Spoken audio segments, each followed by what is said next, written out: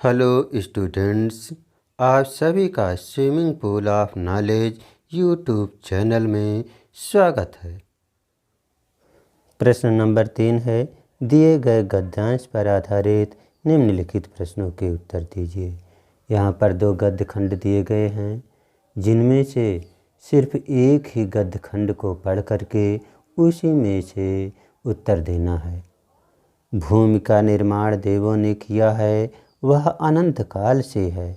उसके भौतिक रूप, सौंदर्य और समृद्धि के प्रति सचेत होना हमारा आवश्यक कर्तव्य है।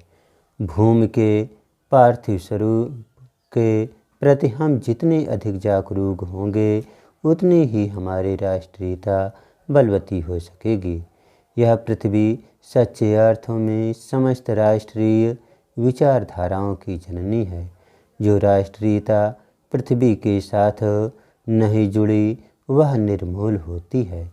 राष्ट्रीयता की जड़ें पृथ्वी में जितनी गहरी होंगी, उतना ही राष्ट्रीय भावों का अंकुर प्लवित होगा। इसलिए पृथ्वी के भौतिक स्वरूप की आद्योपांत जानकारी प्राप्त करना, उसकी सुंदरता, उपयोगिता और महिमा को पहचानना आवश्यक धर्म है। यहाँ हम प्रश्नों को पढ़ रहे हैं, इसका उत्तर हम आगे देंगे।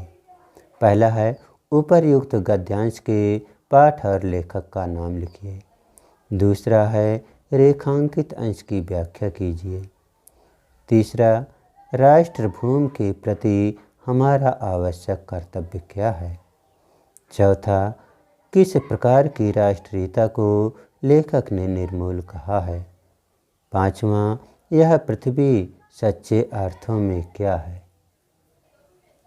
प्रश्नोत्तर नंबर 3। पहला है, पाठ का नाम और राष्ट्र का स्वरूप। लेखक का नाम डॉक्टर वासुदेव शरण अग्रवाल। दूसरा है, रेखांकित अंश की व्याख्या। लेखक के अनुसार राष्ट्रीयता और पृथ्वी का संबंध अटूट और अनिवार्य रूप से आवश्यक है। इसलिए पृथ्वी के साथ राष्ट्रीयता का संबंध अथवा आधार जितना अधिक मजबूत होगा, उतना ही अधिक राष्ट्रीय भावनाओं का विकास भी संभव होगा। जिस राष्ट्रीयता का संबंध पृथ्वी के साथ नहीं होगा, वह राष्ट्रीयता निराधार होती है। प्रत्येक व्यक्ति का यह परम आवश्यक कर्तव्य एवं धर्म है कि वह पृथ्वी के भौतिक स्वरूप से पूरी तरह से परिचित रहे, साथ ही उसके सौंदर्य, उपयोगिता एवं महत्व की भी अधिक से अधिक जानकारी रखे। तीसरे प्रश्न का उत्तर है, राष्ट्र भूमि के प्रति हमारा कर्तव्य यह है कि हम अपनी इस भूमि के रूप, सुंदरता और समृद्धि के प्रति सचेत रहें और किसी भी दशा में इस भूमि के रूप एवं सौंदर्य को विकृत न होने दें। चौथा है, लेखक के अनुसार जो राष्ट्रीयता पृथ्वी के साथ नहीं जुड़ी है, वह निर्मूल होती है। पांचवा है, यह पृथ्वी सच्चे अर्थों में समस्त राष्ट्रीय विचारधाराओं की जननी है।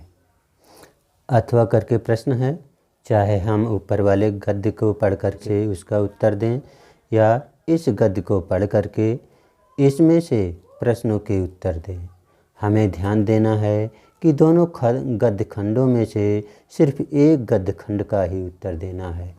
सुविधा के लिए हम दोनों गद्य खंडों के प्रश्नों का उत्तर दे रहे हैं। भाषा स्वयं संस्कृत का एक अटूट अंग है। संस्कृत परंपरा से निःसृत होने पर भी परिवर्तनशील और गतिशील है। उसकी गति विज्ञान की प्रगति के साथ जोड़ी जाती है। वैज्ञानिक आविष्कारों के प्रभाव के कारण नई सांस्कृतिक हलचलों को शाब्दिक रूप देने के लिए भाषा के परंपरागत प्रयोग पर्याप्त नहीं हैं। इसके लिए नए प्रयोगों की, नई भाव योजनाओं को व्यक्त करने के लिए नए शब्दों की खोज की महती आवश्यकता है। यहाँ हम प्रश्न पढ़ रहे हैं, इसके आगे हम प्रश्नों का उत्तर लिखित रूप में देंगे। पहला प्रश्न है, प्रस्तुत अवतरण के माध्यम से लेखक ने किस बात पर बल दिया है? दूसरा है, संस्कृत का एक अटूट अंग क्या है? तीसरा है, किसकी गति विज्ञान की प्रगति के साथ जोड़ी जाती है? चौथा, रेखांकित अंश की व्याख्या कीजिए। पांचवा, पाठ का शीर्षक और लेखक का नाम लिखिए। प्रश्नोत्तर नंबर 3। पहला है, प्रस्तुत अवतरण के माध्यम से लेखक ने विज्ञान की प्रगति के कारण जो सांस्कृतिक परिवर्तन होता है उसे शब्दों द्वारा व्यक्त करने के लिए भाषा के नए प्रयोगों की आवश्यकता पर बल दिया है। दूसरा है, संस्कृत का एक अटूट अंग भाषा है। तीसरा, संस्कृत की गति विज्ञान की प्रगति के साथ जोड़ी जाती है। चौथा है, रेखांकित अंश की व्याख्या। भाषा में जो प्रयोग प्राचीन काल से चले आ रहे हैं वे नए सांस्कृतिक परिवर्तनों को व्यक्त करने में समर्थ नहीं हैं। नित्य प्रति संस्कृत में हुए परिवर्तनों को भाषा द्वारा व्यक्त करने के लिए भाषा में नए नए प्रयोगों, नए नए शब्दों की खोज का कार्य होना बहुत आवश्यक है। पांचवा है, पाठ का शीर्षक। भाषा और आधुनिकता। लेखक का नाम प्रोफेसर जी सुंदर Reddy. Please like, share, subscribe and comment. Thank you for watching.